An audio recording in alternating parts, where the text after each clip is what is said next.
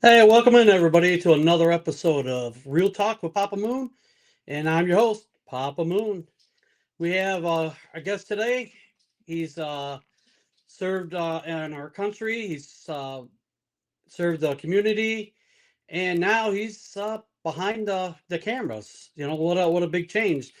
We're gonna sit down. We're gonna have a good conversation, and we're gonna talk to our guest, James Bala- Bellanca. There you go. Got I just want to make sure I'm right on that. it. So, James, how are you doing today? Oh, I'm doing good. I'm doing Good. good, despite having to get my car fixed and repaired and all kinds of crap. Yeah, I'm good. Good. Hey, I appreciate you coming in, and we're gonna sit down. We're gonna share a good story, and you know, real talk with Papa Moon is giving everybody a voice, and I can't wait Okay. to dive into this and you know have our conversation. Oh yeah, yeah. So it's yeah, I get It's been a minute. it's been a long time. Yeah. I've known James 27 years. Wow. It's been 27 that years. long. Yeah, it's crazy. It's crazy. So, he's a Marine. You notice I say he's a Marine because once you're a Marine, you're always a Marine. Always a Marine. Right? Facts. He's a retired police officer, served his community. Awesome. That's props to you. It's got to be a tough job. And now you're in front of the camera. That to me, man, it takes a lot of courage, man, to get in front of the camera. I love it. I mean, this is kind of my in front of the camera. You got to get used to it. So Well, leave it on the police department. We were always in front of the camera. We just couldn't look at it, if you uh, wanted to be on television. on So, day on a daily episode, yeah, yeah. So yeah, let me just give it. I just have a couple points. Points I made. I just want to touch on. So I may have a couple questions for you, but I mean, for the most part, just flow with the conversation. Just have fun. okay. All right, sounds good. So, go ahead. I mean, just you grew up in Cleveland, did you, or did you grow up in Cleveland? I was born and raised in Cleveland. When what I say is, except for the 6 months that I was away for Desert Storm. Okay, thank Um, you for that service, man. That'd be tough. oh, well, it was unusual. Okay, It wasn't the actual combat situation that you would think. Like I think we lost more people in Desert Shield than we did in Desert Storm. and Desert But Shield was the initial yeah, campaign, correct? right. Okay. And about time I think we were activated like January 16th of 91, and it was like maybe 16 days later, it seemed like after war started, it was over, Wow. and we had to stay on activation for the whole 6 months, in which after that they changed it to a year. You had to be deployed for a year now. Okay. But yeah, it was an unusual situation. Okay. I've always, you know, I've always wondered because I always wanted to go into the military, and I joined, but then I was discharged on honorable discharge because I had some stuff going on. What I mean, how does the locals treat you guys when you're over there, or do you guys have an interaction with them? They try to keep us separate, but every now and then you run into people. Like we were up in Norway for Desert Storm. We Oh wow. we did what's called a NATO exercise, and we were like the only military left because everybody else was in Southwest Asia.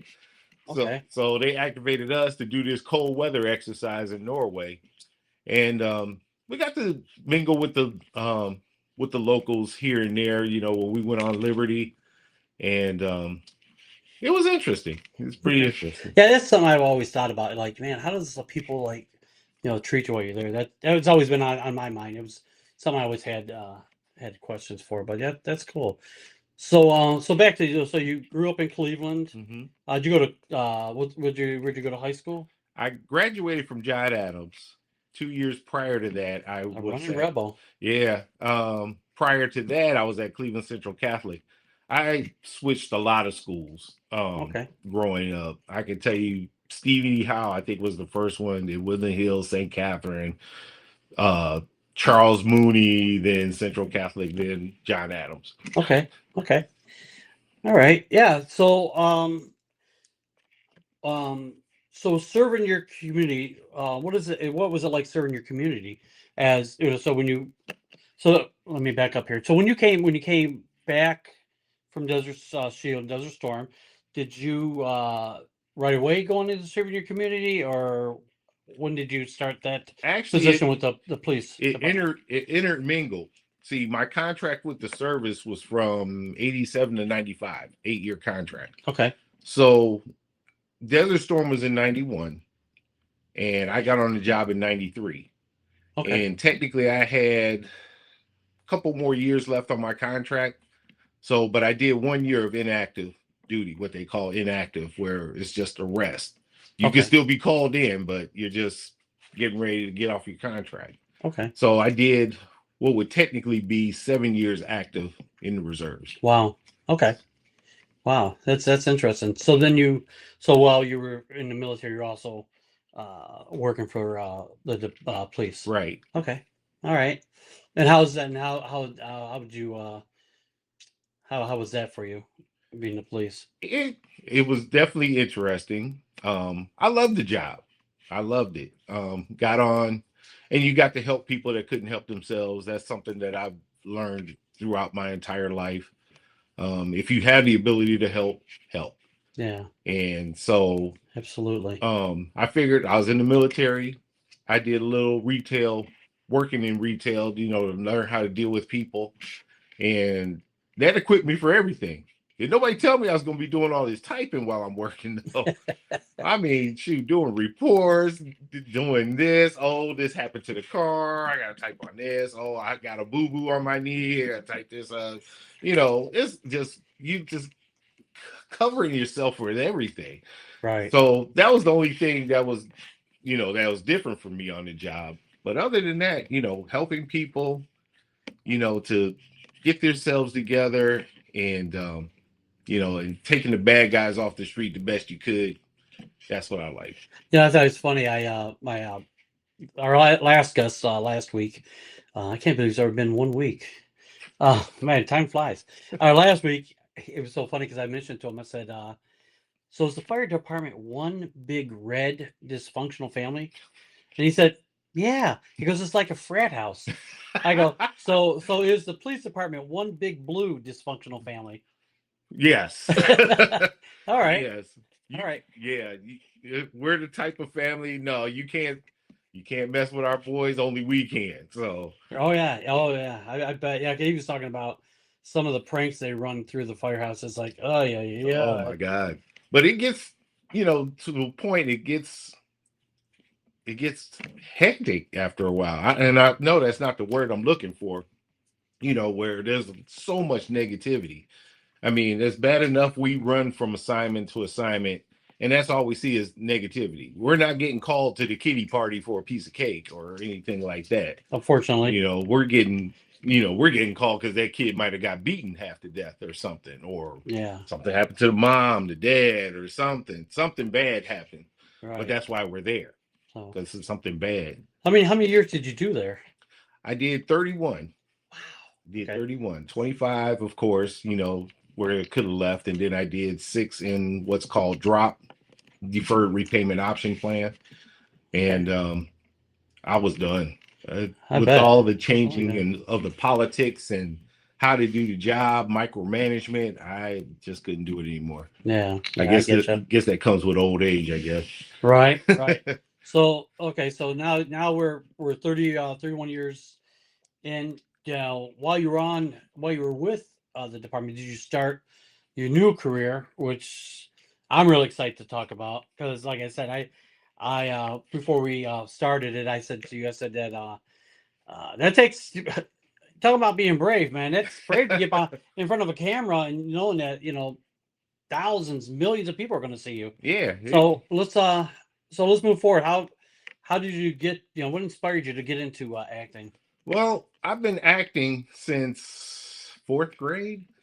And it's funny that my first lead position was like in a musical. Okay. Right. I did not know that I could sing that well. And I've always wanted to act because I used to like watching the people on television, and it's like, yeah, that's what I want to do. But of course, it wasn't encouraged. Get you a job, get a roof over your head, food on your plate, and Something clothes. guaranteed. Yeah, so definitely. I get you. Don't dream, just work.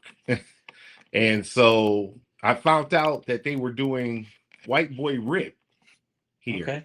And I said, well, you only live once. I get an opportunity to be on the movie set, see how it's done. So here it is. I'm on the set for White Boy Rick. 17 hours later. Oh, wow. Being on my feet. Yes. And yeah, a lot of people don't know that. It takes like 2 hours to film like 5 minutes of what you see on television. It's not glorious. It's not as glorious as it sounds. It sounds like you go in there for 2-3 hours, knock it out, and go home and kick your feet up for the rest of the day. Oh yeah, yeah, it's not like that. That's something I didn't know either. Well, I didn't know that about movies. I did find out that about like recording music because my son records music. Right. And one time, he was in studio. I wanted to go check it out, and man, I tell you what, to get just 9 words, man, it took about 100 takes. I'm like, is that how it does all the time? So that's crazy. It's the same thing with movies. Oh yeah. Wow. Yeah. Okay. So I started there. Then I started doing little local indie movies. My first one was called Squad. It was with Ramel Adams, and then it just took off from there. Look, I wrote them all down. I'm listening to you. Okay. I got you, James. So now then you had so how it said that you played. Is that what you played in there? Yeah, I played a thug. That's crazy. I was standing there with my pistol, or no, I had a rifle. So was it like a gangster kind of? Yeah, that's crazy. Told us, and it was so funny. We were filming like in the first district area, west side of Cleveland. Okay. And Squad was also in Cleveland? Yeah, most of these are in Cleveland. Okay. And all right. Yeah, like right off of 130th, West 130th. That's crazy. And Ramel Adams likes to film over there. So we're there. Is he the producer? Producer, director, writer. Okay. He's a local. Is he a local guy? Yeah. Okay. I didn't mean to interrupt you. Oh no. Okay. So we're there, and we're all dressed in black, waving around fake guns, and the neighbor calls. So, oh no. And so the police come on scene. Luckily I had my wallet still on me, so I showed them who I was and everything. It was just ridiculous, but that happens a lot. I bet. Yeah, that's crazy. It's just such a funny change. For one side to this side. But I think if I was in acting, I think I would want to play like. I watched not The Godfather. I'm sorry. The Sopranos. Mm-hmm. I'm like, man, I want to be on that show. Yeah. I want to be a soprano. I think that would be a fun acting thing. Yeah. I think that'd be cool to see that. They said that the Sopranos were here, and up the street was the real mobsters, the real mob family, and they were watching them film the whole series. That when they were down there in that street, and they said they were amazed by it and they loved it because they're like, they're depicting us perfect. I mean, they really gave them their props. It's like, man, you guys got us down to a T. Right. So I thought that was really cool. Yeah. That was my cool thing I've heard about movies. And that's another thing. That's what I get called on sets too for doing police work, so that there's some authenticity, and also to check weapons, make sure that they're not loaded, not fireable. So that makes you what you call that? Like the gun master, as I've been referred to. But you're the armor. The armor. Armor. But then you can tell them how to act like the police, so that makes you their reference or their like a technical advisor. There you go. That's what I'm looking for. Yeah. Okay. I mean, that's a good skill to have. I mean, if you're on these type of movies, you'd be like, no, we don't do it like that. We do it like this. Well, you know how it is. We're watching these police shows. I'm like, there's no way this case is getting solved in an hour. Yeah. Oh no, I bet. I bet it's yeah, and it's the thing too. I think us as civilians, I think we think about like, why can't they solve it? They did it in 90. They did it in 60 minutes on TV. Why can't you No, solve it? right? Because I got about 20 other cases I'm working on right now. Yeah.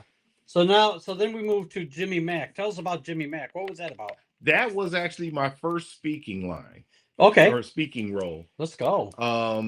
It's about a more or less like a butcher that kind of snaps and is allegedly killing people in the neighborhood and everything. Holy smoke! You had blood on your hands. It wasn't me. Wasn't me. Was it? Oh, No, was it you? no, it wasn't me. I was the butcher's friend. Okay. So Okay. yeah, but it was my first speaking part. That's great. That's one thing about Ramel Adams. Everybody's gonna speak. Okay. Whether you're a background or whatever, somebody or mostly everybody's gonna speak. Is he so you said he was a local guy, but like is he like a Cleveland guy? Yeah. Oh, that's cool. Mm-hmm. Yep. That's really Born cool. and raised. He started off in theater and Yeah. decided to just start doing his own movie. Hey, shout out Romel. Adams. Shout out Romel Adams. Yeah. Local guy, man. Check him out. Right. That's awesome. Right. I love that. I love local guys getting their props and doing well. I mean, like you. I mean, you're a local guy. Yeah. Hey, I'm gonna jump ahead a couple here, and I heard that you were on the set of the new Superman. Yep. You catch a quick glimpse of me walking out of the flying office that they had. And it was cool working with Stephen Blackheart. And because he was one of the guys, he worked in the Guardians of the Galaxy movies for James Gunn. Wow. And I felt so bad for this guy because his character had these thick pop bottle glasses. And we had to walk down these steps. And every now and then, I don't know if I'm supposed to tell this or not, but every now and then he would We're not going to tell nobody. Right. He would miss that very last step. Oh. And I would have to hold him up, so he ain't killing himself because that would really ruin the scene if they took him out. Oh yeah, 100%. Hey, wasn't those what's the two brothers that did they bring it here or are they a big part of it? What are their names? There's two brothers who do movies here. Oh, the Russo brothers? Russo brothers. Yeah, they did Cherry. Oh, they did Cherry. Yeah, they did Cherry. That's the next one. I skipped it and went to Superman. Sorry. Okay, they did. Did they have any part in Superman? No, that's two different companies because the Russos work with Marvel. They did all the Avengers movies. Okay. Oh, that's right. Because they did that. What was the one they did in the square? Yeah, that was the first Avengers. Winter Soldier. And they did like Winter Soldier, but okay. I don't think the Russos had anything to do with that. Okay. That's crazy. That's good. That's good to know. See, I knew that I couldn't think of their names. I was gonna say Reenie Brothers, but they're the grocery brothers. They have grocery stores. But working on Cherry though, that was fun. It was like a 9-hour day. And it was the big arrest scene where they arrest Cherry. Well, I was one of the police officers. Okay. And it was so cool because some of the scene got cut out. Like we were actually carrying Tom Holland to the police car because there's a scene. If you watch, he injects himself before he gets arrested, getting that last high in. Okay. Well, we were carrying him to the car, and I don't think he liked being carried, to be honest with you, because when they yelled cut, man, he was wiggling to get out. I'm like, whoa, hold on. You hurt yourself. Yeah. That's fun. So Cherry was another Cleveland movie. Yes. Oh, okay. So I know. Now I'm going to step back. I know that White Boy Rick was filmed in Cleveland, but wasn't it based out of Detroit? Yeah. That's a true story, right? Yes. And so was Cherry. Cherry's a true story. See, I didn't do it. So I did a little bit of homework. You can tell because I knew White Boy Rick was in Cleveland, but I know it was based out of Detroit, like a true story out of Detroit. Yeah. Where was this out of then, Cherry? Out of Cleveland, actually. That's a true story out of Cleveland. Yes. James, I'm going to go watch these movies now. Now I got to look them up. Yeah, and the funny thing is, he was robbing banks while I was on the job. I think it was around 2007, 2009. What area? I think some of the near West Side. And so I used to know a guy. I don't know him. I didn't know the guy, but when I was little, there was always a guy that robbed banks. His name, they always called him Fast Eddie. Eddie, it was either Wilkins or Watkins.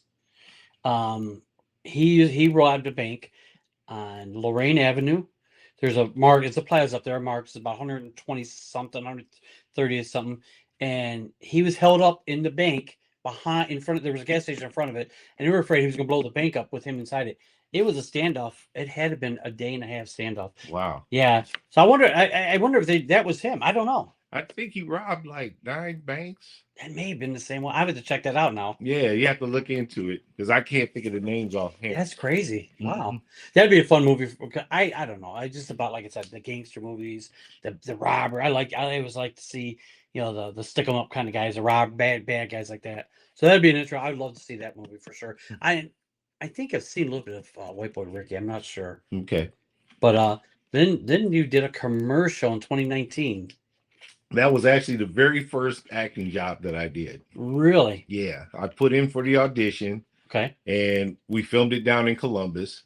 The Douglas and London law firm, they just happened to be in the state of Ohio fighting environmental case. That's what their legal thing was. And it's like, well, let's do a commercial here while we're at it. So I got the audition, and it was like a 2-day shoot. Spent 2 days down in Columbus. And it was exciting for me. I mean, this is like my real first time in front of a camera. Yeah, no doubt. I mean, is it like, because we always catch a little bit of glimpse of behind the scenes and stuff like that for any type of movie or whatever. It's just like it shows like it's like chaos.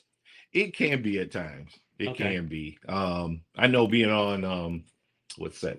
White Noise on Netflix.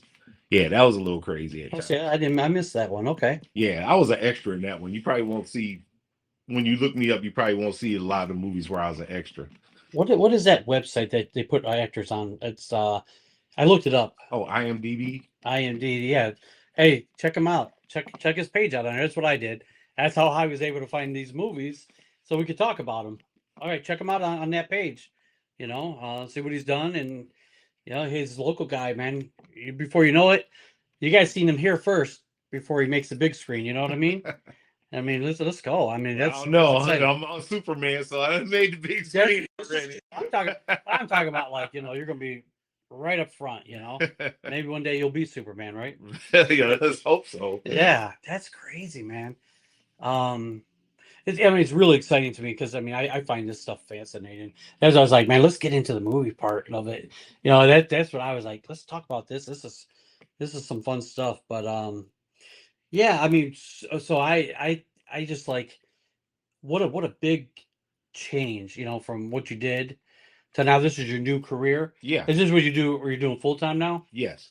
Okay. And you were saying that there's some exciting stuff on the horizon, possibly. Yeah, we through the Cleveland Film Commission, they were mentioning that I believe it was 32 production companies put in for permits to film. Okay. 28 have passed, and 80% or 21 are being filmed in Northeast Ohio. Let's go. Man, I'm gonna have to drop my hat in. I gotta start running, so getting some actor shape. But I like it. Yeah, because them cameras, man, they do put some weight on you. I bet They literally do. So, all right. So we're gonna usually here, towards the end of the segment here, I open up the floor to the guests. Okay. I ask them if they want to, something educational, something inspiring, but we open up, we give you the floor. So if you want to talk to Papa Moon's people out there, his fans, I love you guys I appreciate you guys for coming in. But yeah, we're gonna open the floor up, and the floor is yours. Okay. Tell them what you gotta tell them. Okay. Well, what I'd like to say is just don't give up. Something I learned some time ago is they say that people stop dreaming at 25 and don't start dreaming again until they're on their deathbed. Well, I figured as long as I'm still breathing and above ground, I can chase my dream. And yeah, I will have to make my time to chase that dream, but is it worth it? Absolutely. I'm having so much fun doing what I wish I could have did years ago. But don't let age either discourage you. A lot of people say, oh, I'm too old to do this, that, and the other. No, you're not. Again, if you're still breathing, if you're still walking, you can do whatever you want to do. And but just don't give up. Just don't give up. Awesome. Awesome. Thank you so much. That is a great message. So true. Um, but hey, once again, I appreciate you guys for coming in. You can find us. Oh, my fault here. You have any upcoming episodes or anything you may want to look at, and where can they find you? Okay, on I think it's November 15th. There's going to be a sneak preview of Shadow Dome that I make an appearance in. Oh, let's go. There's also a short called Wolfsbane that I was involved in. Okay. That's going to be coming out shortly. And then I just finished up last weekend with Lakeisha Davis doing Generational Curses. Okay. Now, this movie is probably going to get me hated, which means I did my job. There you go. Let's go. Absolutely. Absolutely. But where they be able to find these movies at? A lot of them I could tell you. Let's see, not necessarily Squad, but Jimmy Mack.